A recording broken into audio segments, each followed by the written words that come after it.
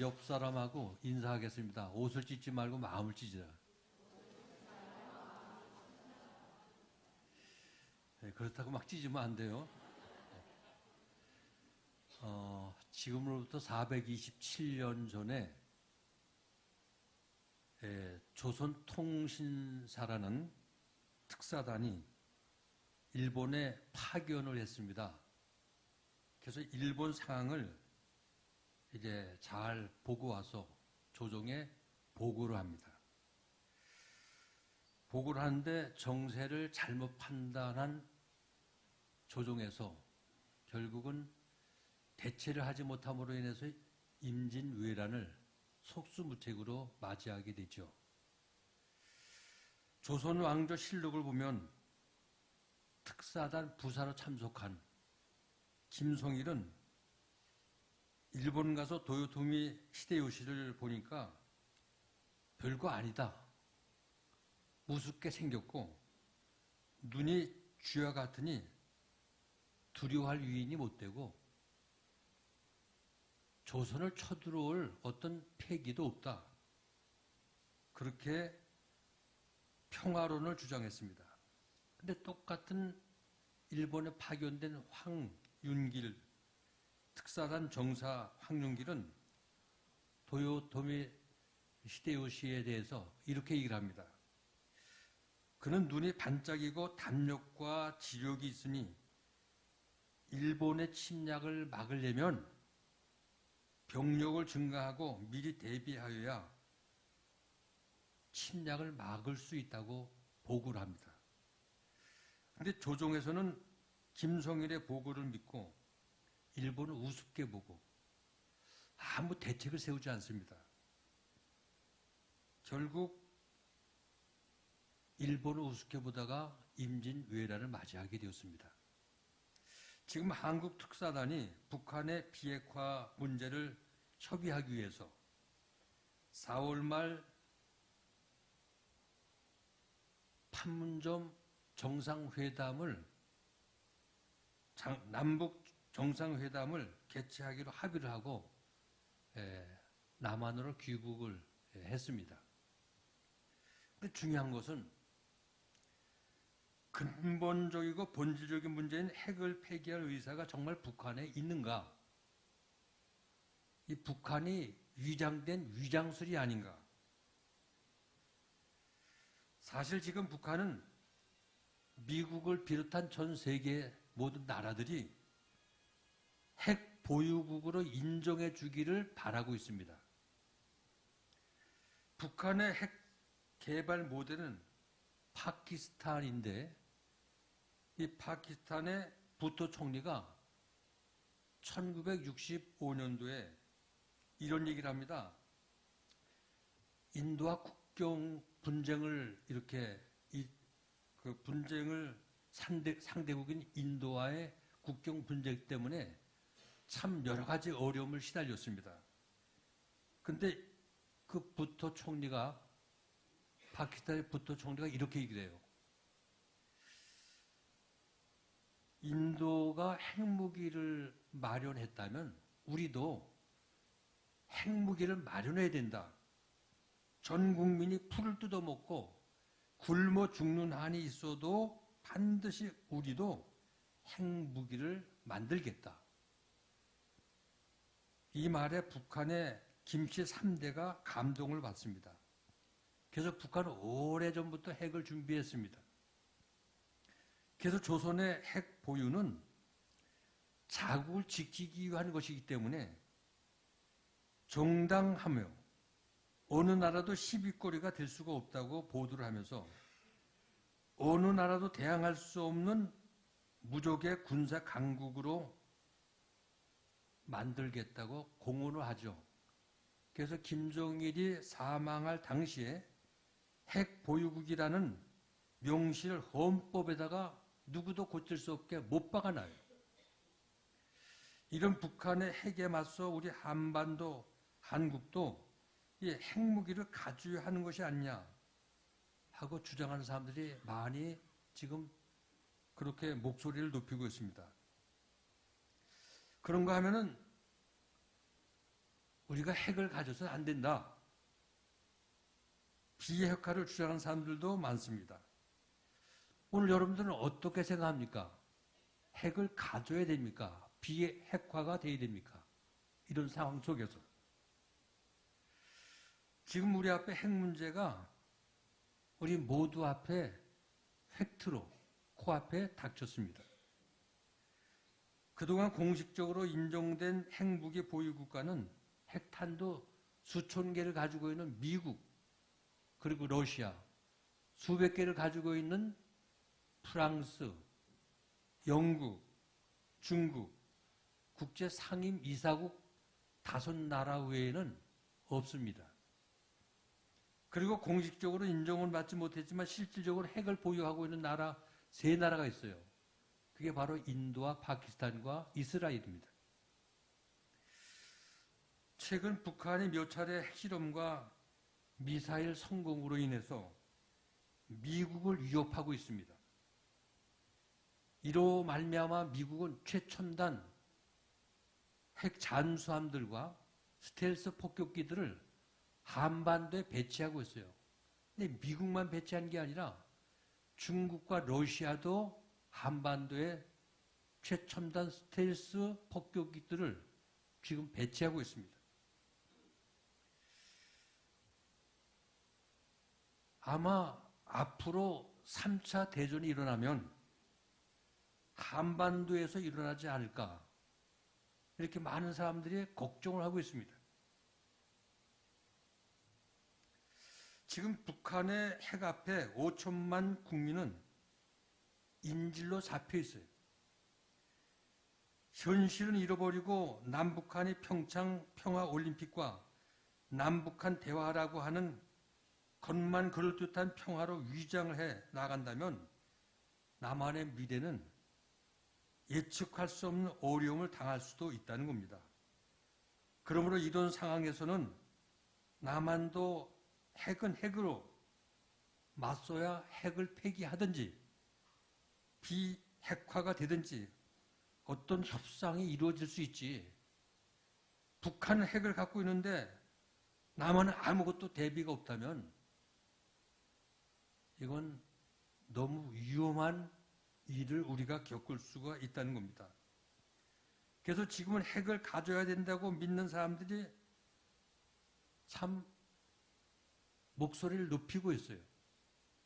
근데 핵을 가져야 한다는 사람들의 말은 이미 북한이 핵실험을 성공했고 이 실험이 완전 성공해서 핵 보유 국가로 인정을 받기까지 북한은 어떠한 일이 있어도 핵을 포기하는 일은 없다. 이렇게 예측을 하기 때문에 남한도 핵을 가져야 된다고 주장하고 있습니다. 그래서 올해 초 북한 중앙통신이 우리가 핵을 포기하기를 바라는 것은 바닷물이 마르는 것을 기다리는 것보다 어리석은 사람은 아마 더 어리석다. 바닷물이 마르는 것을 기다리는 사람보다도 더 어리석다고 중앙통신에서 그렇게 얘기를 했어요. 그러므로 김정은이 비핵화를 하겠다는 것은 지금 너무 군사나 경제적으로 압박을 하기 때문에 이 압박을 피해 보고자 하는 위장술이라는 거죠. 그렇다면 우리 한국의 북한에 맞서 핵 보유 국가로 핵으로 무장될 수 있는 길은 없을까? 물론 여러 가지 길이 있죠. 그 하나가 1991년도에 한국에서 철수했던 전술핵을 다시 뒤져오는 겁니다. 그렇지 않으면 유럽의 나토처럼 미국과 핵 공유 협정을 맺어서 언제든지 미국과 협의하면 핵을 사용할 수 있도록 이렇게 실질적 핵 보유 국가로 조약을 맺고 가면 된다는 것이죠. 아니면 남한도 핵을 개발해서 핵을 보유하게 되면 북한을 대항할 수 있다는 것입니다. 이에 대해서 지금 현 우리 정부는 한반도에 우리가 핵을 가지면 안 된다는 거죠. 남한이 핵을 보유하게 되면 도미노 현상이 일어나서 우리 주변에 있는 일본, 대만, 필리핀, 베트남, 동아시아 전 지역의 모든 나라들이 핵을 보유하기 때문에 남한에서 핵을 가지면 안 된다. 이렇게 주장합니다.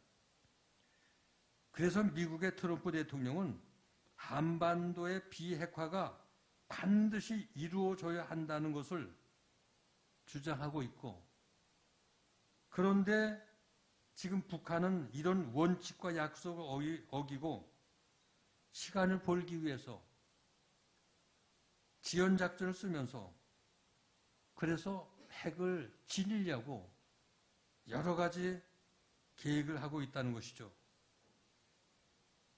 그래서 어렵고 힘든 일이지만 국제적 공조 속에서 대북 제재와 압박 그리고 외교적 노력과 대화를 통해 가지고 반드시 미국은 한반도에서 비핵화를 이루어내겠다고 트럼프 대통령은 그렇게 부단 애를 쓰고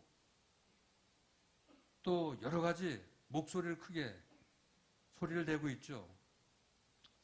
이런 상황 속에서 우리는 이 정부에 대해서 질문을 해야 됩니다.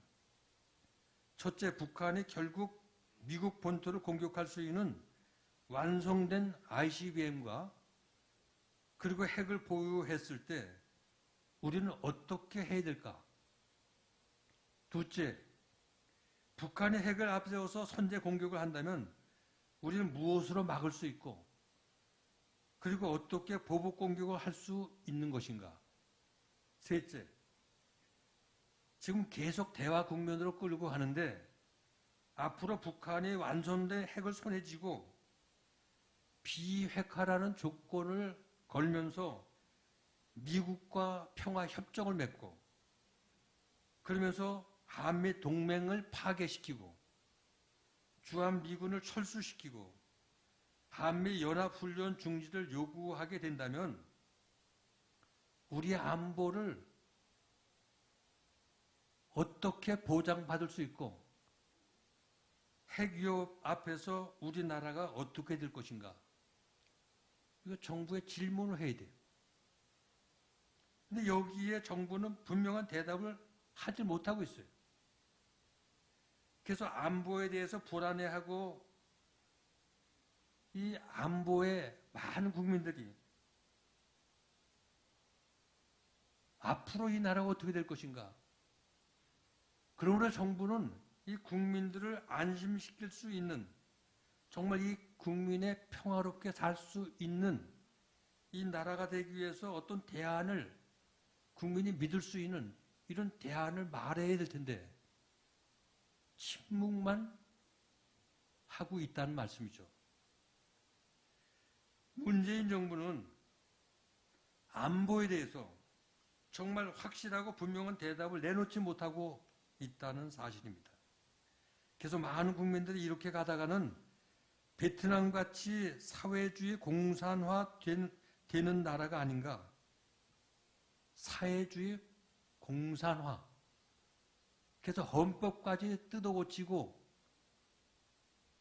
자유라는 이걸 빼려고 하고 있죠. 참으로 지금 이 나라에 되어지는 일들을 보면 적폐라는 이름으로 과거를 그냥 파헤칩니다. 그러면서 정치적 보복을 하고 있고 모든 대통령들을 비롯해서 기업 총수들을 구속시키고 있으니 좋은 일자리가 어떻게 생겨지고 어떻게 실업자가 줄어들 수가 있을까요? 치열한 국제 무역 전쟁 속에서 앞으로 기업들이 어떻게 살아남을 수 있고 이 나라의 정말 미래가 어떻게 될는지 희망이 보이지 않고 있다고 많은 사람들이 걱정들을 하고 있어요. 그러므로 지금은 우리나라가 정말 마음을 찢고 하나님 앞에 나가 기도할 때라는 겁니다. 길이 보이지 않고 어둡기 때문에 기도해서 길을 만들어 나가야 됩니다. 이 민족의 문제를 가슴에 끌어안고 하나님 앞에 나가서 울부짖어 무릎 꿇고 기도할 때라는 겁니다. 그래서 그 누구도 해결할 수 없는 것을, 이 북핵 문제는 그 누구도 해결할 수가 없어요. 한반도 핵전쟁을 막아내는 것도 이건 하나님만이 하실 수 있다는 거예요. 그러므로 하나님께 기도해서 3차 대전의 발화점이 되지 않고 한반도에서 어떤 일이 있어도 전쟁만큼 일어나지 않도록 이 나라를, 이 민족을 지켜달라고 우리 하나님께 간구할 때라는 겁니다. 하나님은 아무리 작은 문제라도 우리가 하나님 앞에 기도하면 우리의 작은 신음소리도 들으시는, 그리고 응답하시는 자비로우신 하나님이시기 때문에 그 하나님 앞에 정말 기도해서 답이 보이지 않는 불가능한 문제도, 아무리 인간적으로 볼 때 큰 문제로 우리 하나님이 그 문제를 해결해 주시면 해결되는 줄 믿으시기 바랍니다. 하나님은 핵무기보다 크신 하나님이세요. 그러므로 북한의 핵 문제를 해결해 달라고 우리 하나님께 맡기고 기도할 수 있기를 바랍니다. 사랑의 제일교회 성도 여러분, 기도는 핵무기보다 위대합니다. 하나님은 역사를 주관하시는 하나님이십니다. 어려운 우리 민족의 위기를 평화로 바꿔주실 수 있는 역사의 주관자이십니다. 그래서 우리의 근심을 도리어 기쁨으로 바꿔주신 그 하나님 앞에 기도해야 됩니다.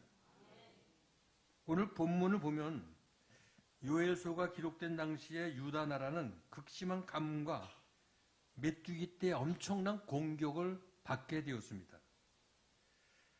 이 메뚜기 때의 공격은 엄청난 큰 그 당시의 재앙입니다. 그래서 요엘서 1장 4절 보면 파충이가 남긴 것을 메뚜기가 먹고 메뚜기가 남긴 것을 눕이 먹고 눕이 남긴 것을 황충이가 먹었도다. 어떤 날 갑자기 수백만 마리의 메뚜기 떼들이 날라와서 농작물을 모두 다 남김없이 다 갉아 먹어버리는 거예요. 끔찍한 재앙이 임한 것입니다.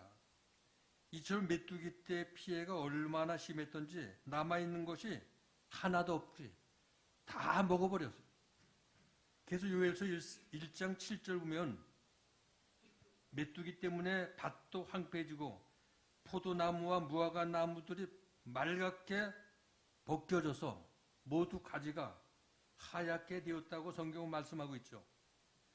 그래서 소떼와 양떼가 먹을 풀이 없고 마실 물이 없어서 울부짖었다고 그랬어요. 곡식과 포도주가 생산되지 않아가지고 하나님께 소제와 전제를 드릴, 제사 드릴 물건이 없는 거예요. 그래서 하나님 앞에 제단을 쌓을 수가 없게 되었다는 겁니다. 그러면 왜 갑자기 이런 엄청난 재앙이 하나님의 백성들에게 임했을까요? 그것이 바로 그들이 범한 죄 때문이라는 겁니다. 요엘서 2장 1절 보면 시온에서 나팔을 불며 나의 성산에서 호각을 불며 이 땅 거민으로 다 떨게 할지니 이는 여호와의 날이 이르게 됨이니라. 여기서 여호와의 날이 임하게 되었다는 것은 하나님의 심판이 다가오고 있다는 겁니다. 즉 그들의 죄 때문에 하나님의 심판이 이제 임박하게 그 앞에 임했다는 거예요. 그 당시 유다 나라는 정치적으로는 안정이 되어 있었는데 신앙적으로는 아직도 바알신을 섬기고 우상을 섬기는 완전치 못한 이런 상태였습니다. 그래서 하나님의 심판의 날이 그들 앞에 다가오게 되었다는 겁니다. 오늘 본문 요엘서 2장 4절부터 6절 보면 메뚜기 떼가 몰려오는 것 같이 이방 나라 군대가 유다를 치기 위해서 쳐들어오는 모습을 메뚜기 떼의 침범으로 표현하고 있어요. 지금 그들의 죄 때문에 하나님의 진노를 당하고 있는 그들, 그런데도 깨닫지를 못하고 회개하지 않으면 더 큰 하나님의 여호와의 날에 진노가 그들 앞에 임한다는 거예요. 메뚜기 때의 재앙을 당하면서도 돌이키지 않고 회개하지 않으면 나중에는 정말로 여호와의 날이 다가와서 하나님께 엄청난 징계를 받게 된다는 겁니다. 오늘 사랑하는 성도 여러분, 오늘 우리의 삶의 현장이 어떤 삶을 살고 있나요?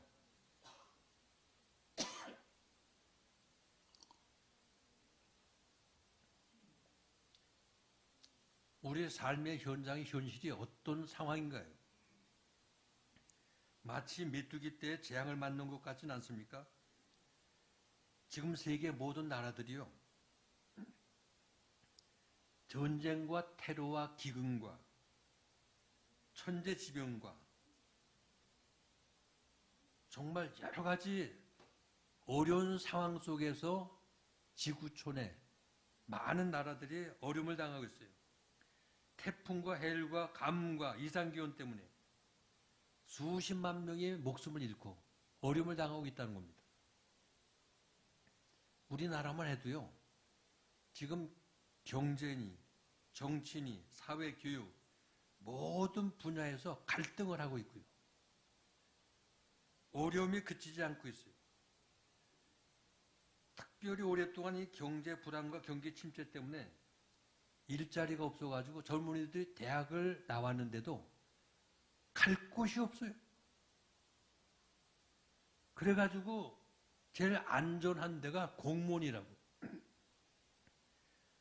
공무원 시험 공부를 하는데 노량진 학원에 새벽부터 좋은 자리 잡아가지고 공무원 시험 공부하겠다고 학원에 새벽 미명에 줄을 서서 쭉 줄을 서가지고 젊은이들 장사진을 치고 있어요. 이게 얼마나 답답한 일이에요. 그리스는 공무원 증강 때문에 나라가 망했는데 우리 한국의 젊은이들은 지금 공무원으로 목을 걸고 있어요. 아무리 애를 쓰고 수고해도 풀리지 않는 문제들이 많고 내 힘으로는 감당하기 어려운 문제들 때문에 힘들어하는 우리 주변의 사람들이 얼마나 많이 있습니까? 왜 나의 삶이 이렇게 힘들고 어려울까? 왜 삶의 문제가 해결될 줄 모르고 고통이 끊임없이 계속되고 있을까? 누구 때문일까? 다른 사람 때문인가? 다른 사람이 나를 도와주지 않아서 북한의 김정은 때문인가? 김정은이 핵을 쓰고 미사일을 쏘면서 전쟁의 위협을 하기 때문에 사회가 이 꼴이 되는가?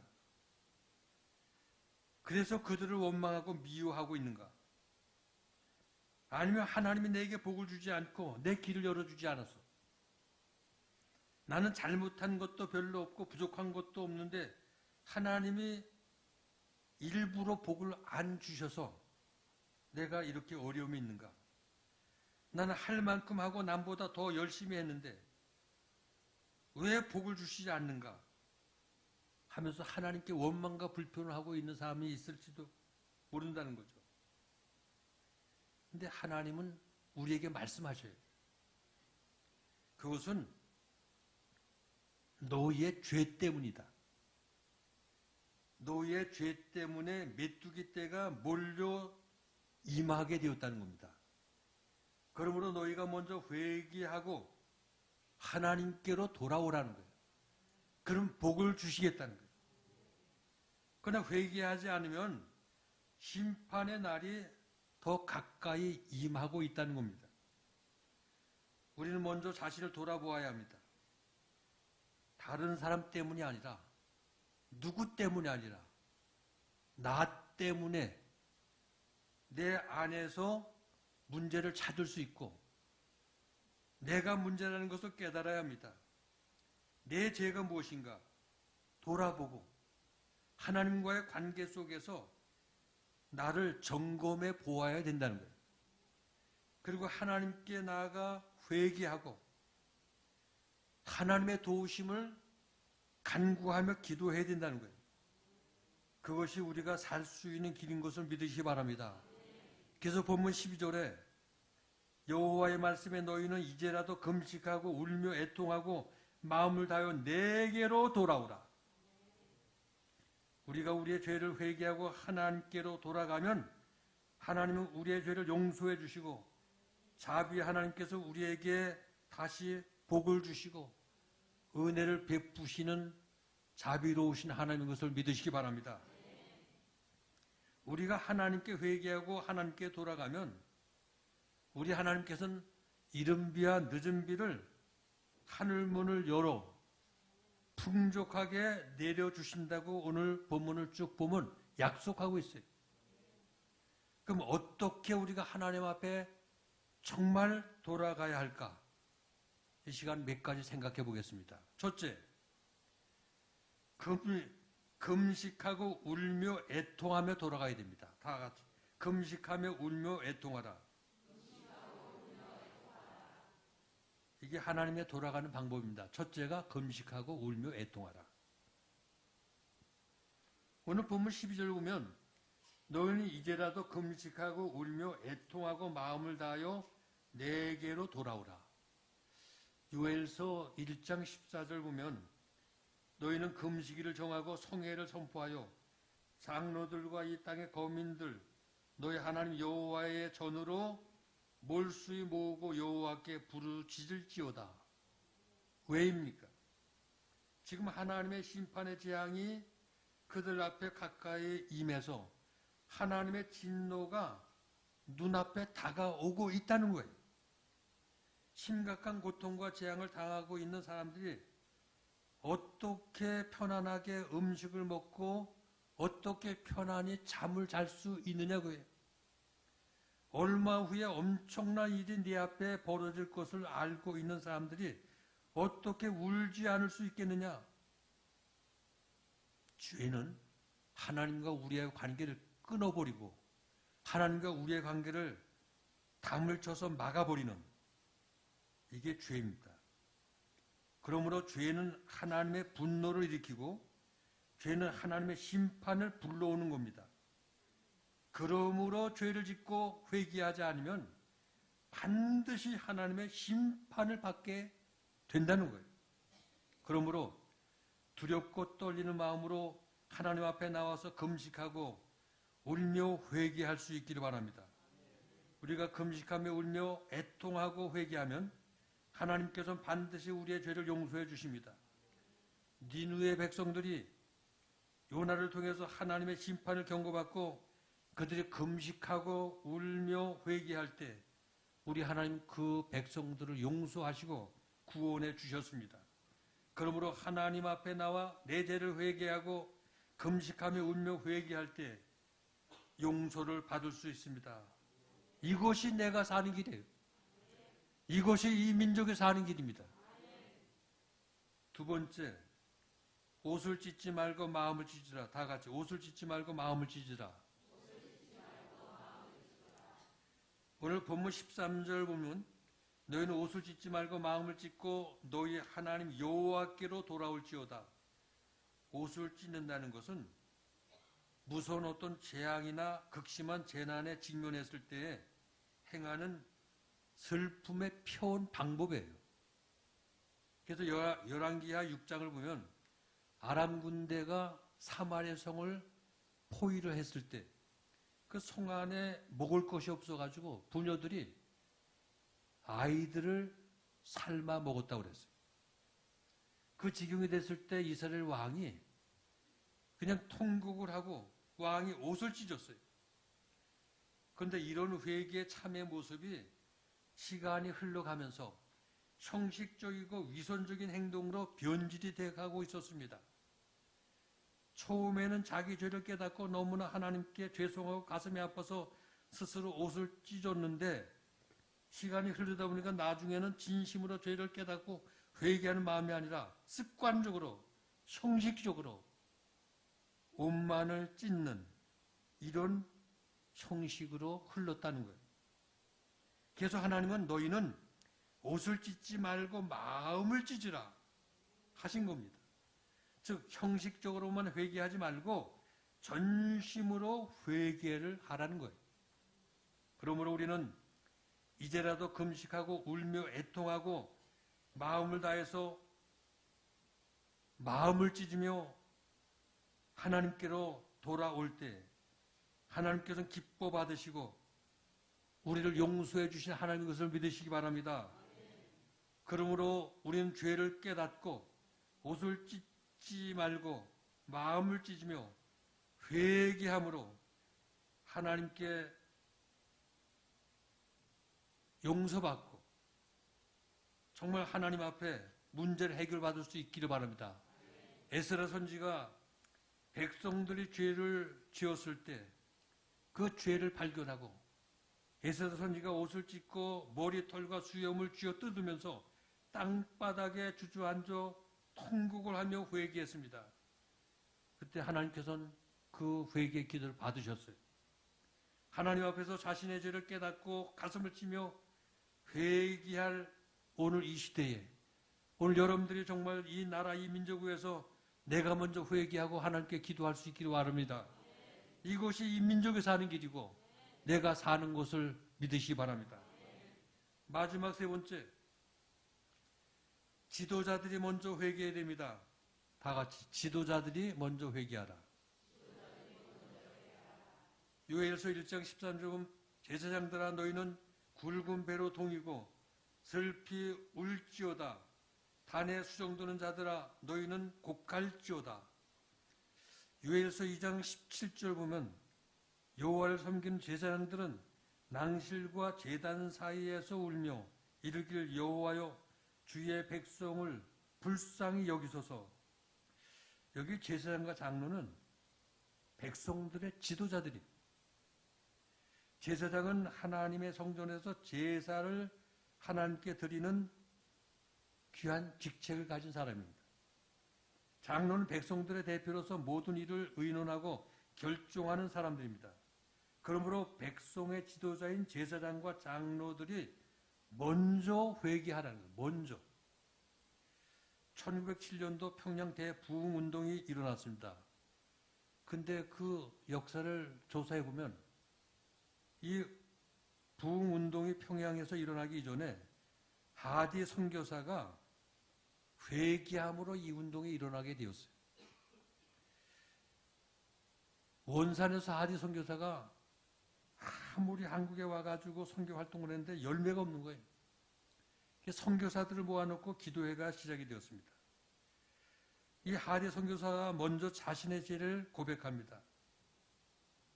내가 아무리 애를 쓰고 수고해도 선교 열매가 없는 것은 조선 백성들이 너무 무지하고 너무 미개해서 그렇게 생각을 내가 했었다. 그리고 우리들은 백인 우월주의, 백인이라는 어떤 우월주의에 빠져가지고 조선 사람들을 무시하고 선교 활동을 했다는 겁니다. 이 사실을 자기가 토해놓고 회개하기 시작했습니다. 근데 그 회개와 그 고백을 들었던 그 함께 모였던 선교사들이 큰 충격을 받았어요. 그리고 거기서 회개운동이 일어났어요. 그러면서 이 원산 회개운동이 평양으로 먼저 나가게 되었다는 거죠. 그래서 그의 회개와 고백이 모든 사람들의 충격과 더불어 회개운동이 일어나게 됐고 자기들이 갖고 있는 잘못된 죄가 무엇인지를 깨닫게 되면서 이 회개가 결국 한국의 평양 부흥운동으로 이어지게 되었다는 겁니다. 오늘 보면 12절 보면 너희는 이제라도 금식하고 울며 애통하고 마음을 다하여 내게로 돌아오라. 여기 이제라도라는 말이 있는데 조금 늦기는 했지만 지금이라도 돌아오라는 거예요. 그러므로 하나님께서 아직 참아주시고 기다리시고 기회를 주실 때 때를 놓치지 말고 회개하고 돌아오라는 거예요. 그런데 이 회개하고 돌아오는 지도자만 하는 것이 아니라 모두가 다 돌아오는 거예요. 모두가 다 회개하라는 거예요. 이게 오늘 요엘서 1장 14절에 너희는 금식일을 정하고 성례로 선포하여 장로들과 이 땅 모든 고민을 너희 하나님 여호와의 전으로 몰수히 모으고 여호와께 부르짖을지어다. 여기 모든 사람이 회개하라는 겁니다. 모든 사람이 하나님 앞에 나와서 모든 사람들이 회개하라는 것은 모든 사람이 다 죄인들이라는 거예요. 그러므로 장로들도 목사들도 나오고 어린이도 나오고 젖먹이도 나오고 어린 아이도 죄인이고 젖먹는 아이도 하나님 앞에서는 모두가 다 죄인이라는 거예요. 장가간 신랑도 나와야 하고 시집간 신부도 나와야 한다고 성경은 말씀하고 있죠. 시집가고 장가가서 신혼생활을 하는 것보다 회개가 더 시급하고 급하기 때문에 그래서 모든 사람들이 하나님 앞에 나와 자기 죄를 고백하고 금식하고 울며 회개를 하는 길이 이 나라가 사는 길이고 내가 사는 길이라는 겁니다. 모든 사람들이 회개하라는 것은 한 사람도 빠짐없이 다 회개해야 된다는 거예요. 다른 사람들은 모두가 다 회개하는데 나만 빠져서는 안 된다는 겁니다. 회개는 예외가 없습니다. 그러므로 내가 회개해야 합니다. 내가 먼저 회개해야 다른 사람도 회개할 수가 있습니다. 회개는 나부터 시작되어야 됩니다. 사랑하는 우리 제일교회 성도 여러분, 지금은 회개할 때입니다. 나부터 회개해야 됩니다. 울며 애통하며 회개해야 합니다. 옷만 찢지 말고 마음을 찢고 회개해야 됩니다. 죄를 버리고 우상을 버리고 세상에서 돌이켜서 여호와 하나님께로 돌아와야 됩니다. 내일부터 21일 사순절 특별 새벽 기도회입니다. 이 특별 새벽 기도회에 무엇보다도 하나님과 나와의 관계, 정말 맡겼던 모든 죄를 회개하고 하나님과 나와의 관계가 회복이 되어야 됩니다. 오늘 이 민족의 어려움을 하나님 앞에 내놓고 기도하는 저희들이 되어야 됩니다. 지금은 기도할 때입니다. 마음을 찢고 애통하며 회개하며 기도해서 하나님의 은혜가 회복이 되고 이 민족을 살리고 문제를 해결받는 우리 제일교회 모든 성도들이 다 될 수 있기를 주님의 이름으로 축원을 드립니다.